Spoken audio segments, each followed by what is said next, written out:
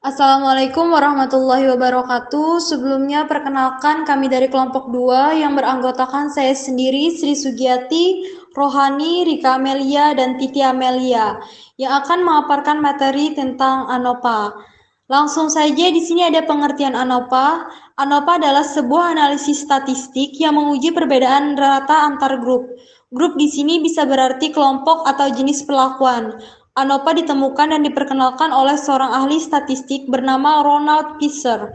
ANOPA merupakan singkatan dari Analysis of Variance, merupakan prosedur uji statistik yang mirip dengan t-test, namun kelebihan dari ANOPA adalah dapat menguji perbedaan lebih dari dua kelompok, berbeda dengan independent simple t-test, yang hanya bisa menguji perbedaan rata dari dua kelompok saja. Selanjutnya akan dipaparkan oleh teman saya. Terima kasih. Assalamualaikum warahmatullahi wabarakatuh. Di sini saya akan melanjutkan materi yang telah dibahas sebelumnya oleh teman saya tadi, yaitu mengenai langkah-langkah pengujian ANOVA. Nah, langkah-langkah pengujian ANOVA ini ada 10. Yang pertama, kumpulkan sampel dan kelompokkan berdasarkan kategori tertentu. Yang kedua, menentukan tipe ANOVA. Yang ketiga, memeriksa apakah sudah memenuhi asumsi-asumsi sehingga bisa digunakan ANOVA. Yang keempat, menghitung variabilitas dari seluruh sampel. Yang kelima, menghitung derajat kebebasan. Yang keenam, menghitung varian antar kelompok dan varian dalam kelompok. Yang ketujuh, menghitung F-hitung. Yang kedelapan, menghitung F-tabel. Yang kesembilan, membandingkan F-hitung dengan F-tabel. Dan yang terakhir, membuat kesimpulan.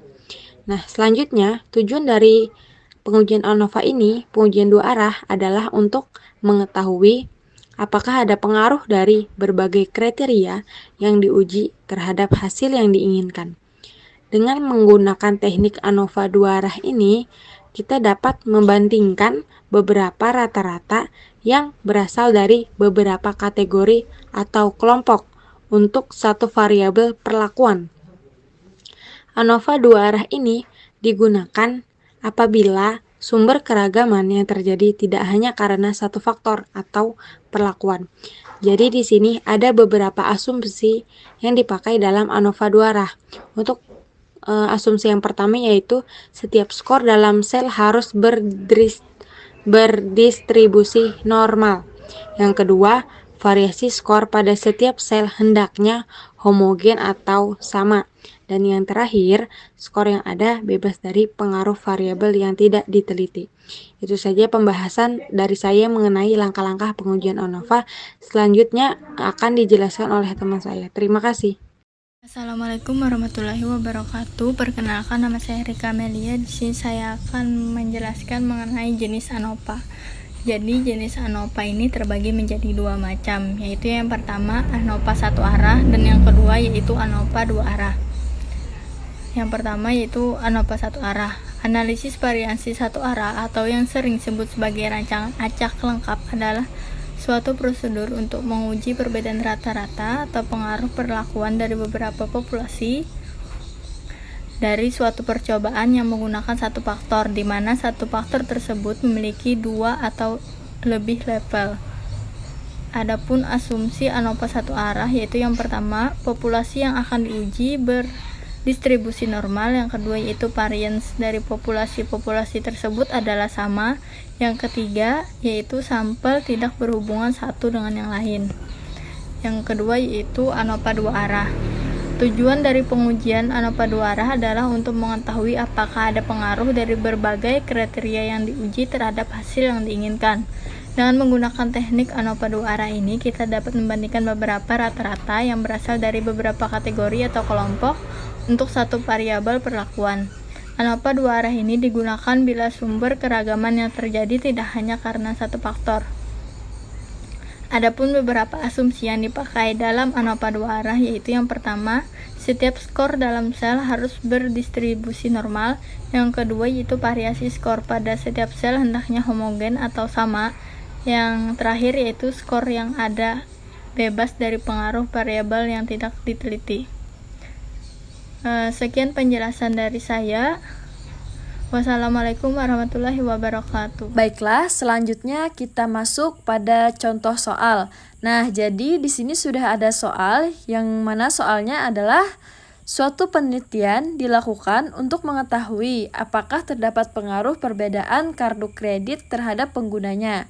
Data di bawah ini adalah jumlah uang yang dibelanjakan ibu rumah tangga menggunakan kartu kredit dalam bentuk dolar.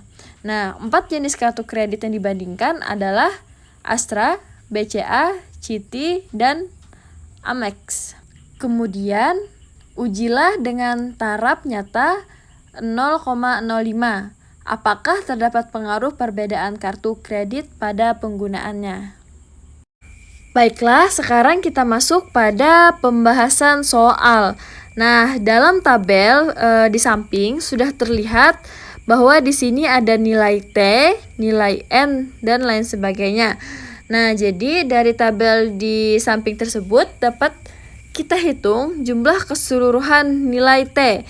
Jadi T1 ditambah T2 ditambah T3 ditambah T4 sama dengan 55 tambah 61 tambah 91 tambah 54, hasilnya adalah 261.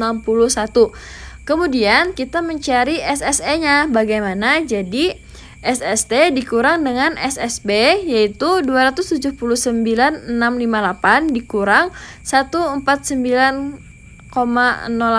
Nah, maka hasilnya adalah 130,6.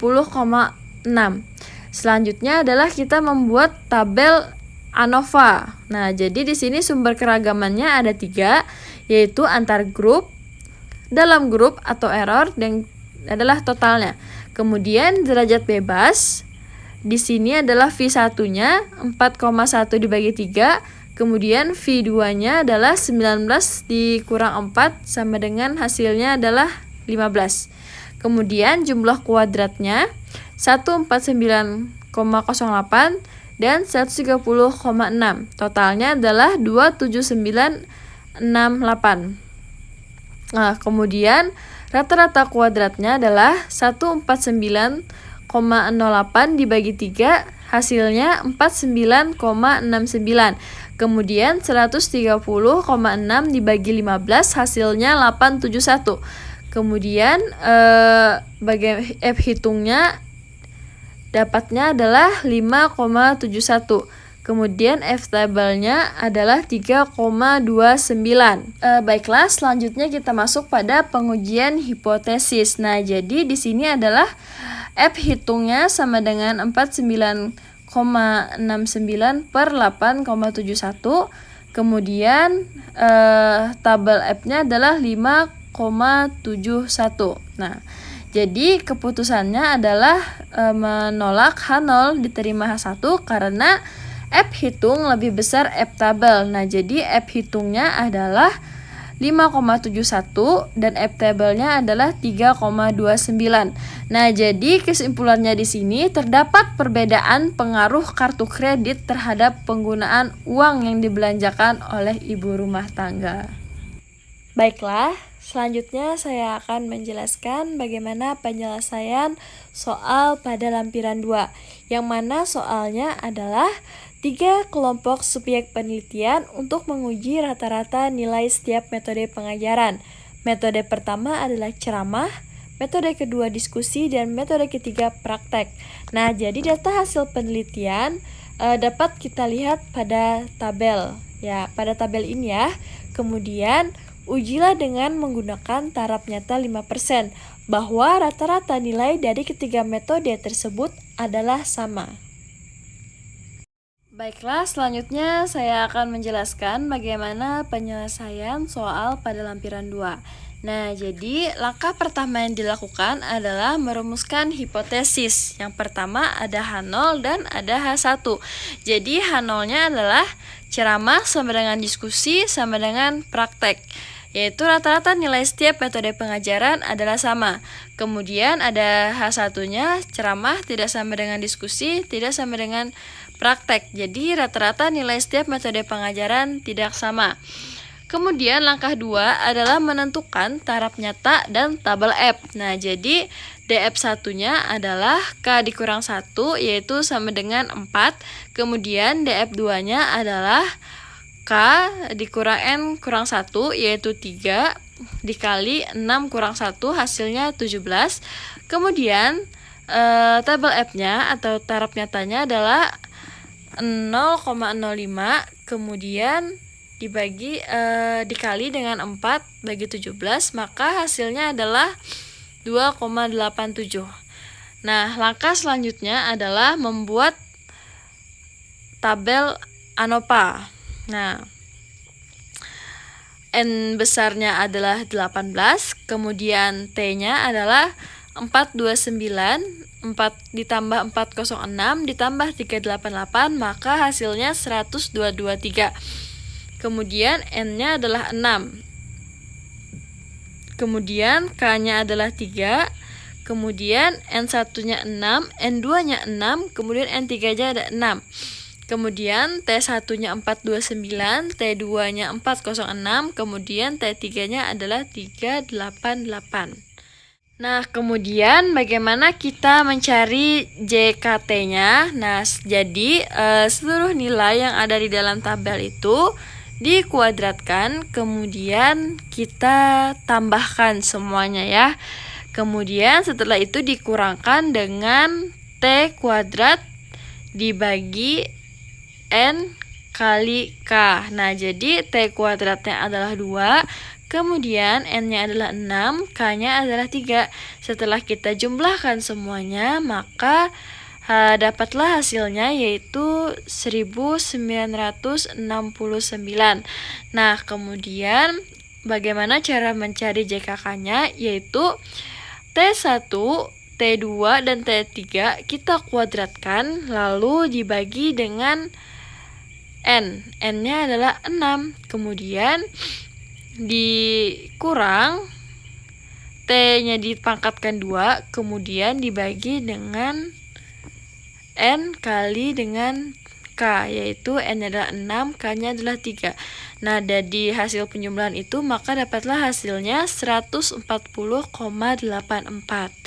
Kemudian bagaimana kita mencari JKF-nya? Mudah sekali karena kita sudah mengetahui JKT dan JKK, yaitu JKT dikurang dengan JKK-nya 1969 dikurang 140,84, maka hasilnya adalah 1826,16. Nah, maka di sini kita dapat membuat tabel ANOVA-nya. Jadi di sini sumber variasinya ada 3, yaitu rata-rata kolom, error, dan total. Nah, jadi selanjutnya di sini ada jumlah kuadratnya. Rata-rata kolomnya 140,84, kemudian errornya adalah 1826,16, kemudian totalnya 1969. Nah, kemudian MSK-nya adalah 140,84 dibagi 4, hasilnya adalah 35,21. Kemudian MSE-nya adalah 1826 16 dibagi 17, hasilnya adalah 107,42. Kemudian F hitungnya adalah 107,42 dibagi dengan 35,21. Maka dapatlah F hitungnya 3,06. Nah, jika sudah ada F hitungnya, maka langkah selanjutnya adalah menentukan kriteria pengujian. Nah, jadi H0 ditolak jika F hitung lebih besar dari F table yaitu 2,87. Dan H0 diterima jika F hitung lebih kecil dari 2,87. Nah, kesimpulannya, karena F hitung lebih kecil dari F table yaitu 2,87 lebih kecil dari 3,06, maka H0 diterima. Artinya, rata-rata nilai dari ketiga metode tersebut adalah sama. Nah, mungkin ini saja yang dapat kami sampaikan. Mohon maaf jika ada salah kata. Wassalamualaikum warahmatullahi wabarakatuh.